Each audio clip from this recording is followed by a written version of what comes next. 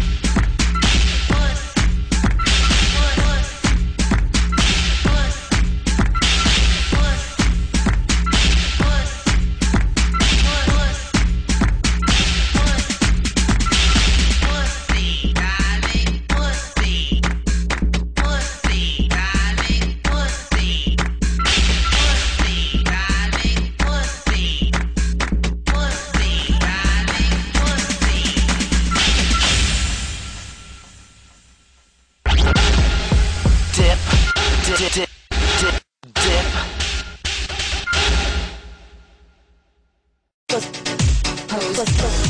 you like the Vogue? Do you really wanna Vogue? Put on the show.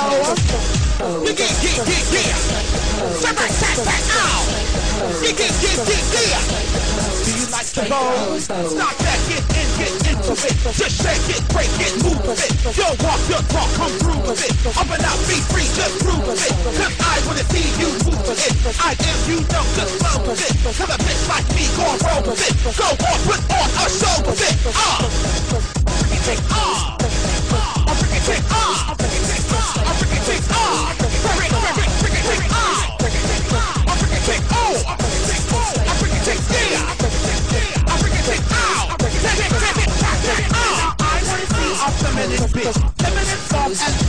Perform for me and do it like this. Walk her book and rap like this.